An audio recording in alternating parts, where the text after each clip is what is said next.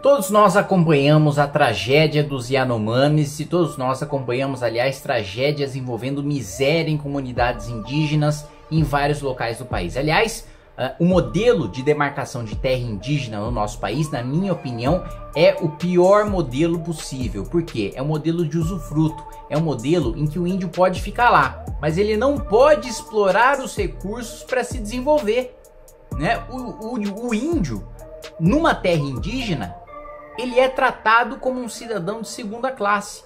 Ele não tem direito à propriedade. Aquilo ali não é dele. Aquilo ali pode deixar de ser dele pela vontade do governo. Por vontade do governo.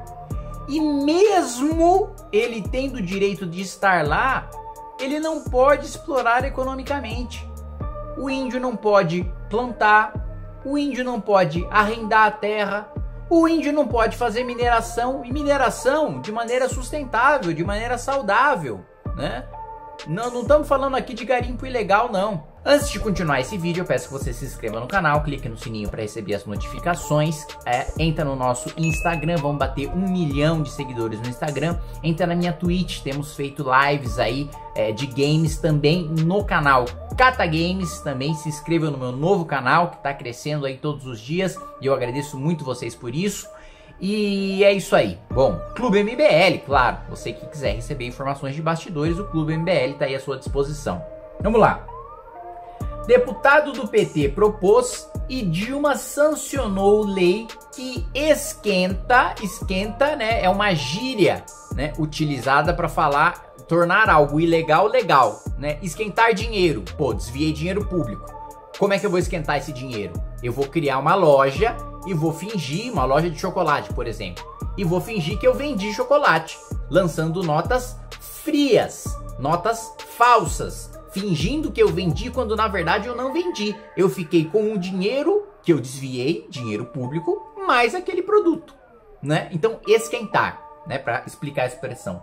Dilma sancionou lei que esquenta ouro ilegal, né? A emenda desse deputado está sendo questionada no Supremo Tribunal Federal pela sua constitucionalidade. Ou seja, né, fala-se muito sobre terras indígenas e garimpo ilegal, né, e sobre agora o PT ser bonzinho e criar ministério, como se criar novos ministérios adiantasse alguma coisa. Gente, pra vocês terem uma ideia, a esplanada dos ministérios está tão desorganizada que tem ministro que ainda não tem secretário, porque o cargo não foi criado. Tá uma bagunça a esplanada dos ministérios, né? E quanto mais ministério você cria, mais você esvazia o poder do ministro, menos poder ele tem para integrar políticas públicas, né? Para pensar em conjunto, para ter mais secretários, para ter mais reuniões, para ter uma equipe técnica capacitada para pensar aquilo, né? Dividir o ministério, por exemplo, né? O Ministério da Economia ou o Ministério da Infraestrutura. Ministério da Infraestrutura que existia no governo Bolsonaro. O Ministério da Economia eu ainda tenho algumas divergências em relação às secretarias, a divisão e a junção que foi feita, né?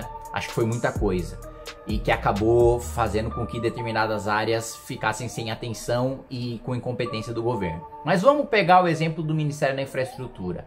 Pensar porto, aeroporto, rodovia e ferrovia e hidrovia numa pasta só, com secretários para cada uma dessas pastas, que o ministro ele não governa sozinho. O ministro tem técnicos de cada uma dessas pastas. Aliás, na maior parte dos países do mundo, né, desenvolvido e democrático, os ministros são políticos com capacidade técnica, mas políticos que representam as suas bancadas e, representando suas bancadas, né, ajudam a formar a maioria no parlamento para o governante governar, né? Infelizmente, no Brasil, esse loteamento de cargos se dá com gente incapaz, né, com políticos, mas políticos incapazes, diferente de países desenvolvidos, e muitas vezes corruptos, diferente de países desenvolvidos.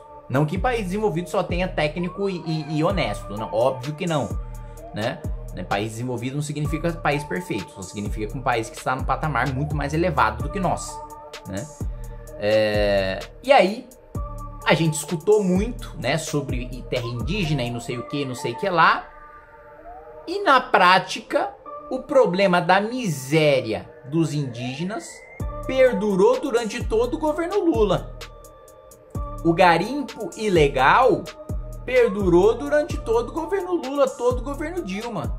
E a Dilma ainda facilitou o garimpo ilegal. Que moral os petistas têm para falar de garimpo ilegal se eles não deram o direito dos indígenas explorarem a própria terra e ainda facilitaram o trabalho de criminosos que colocaram em risco a saúde desses indígenas que eles dizem proteger? Hipócritas, canalhas, mentirosos, populistas.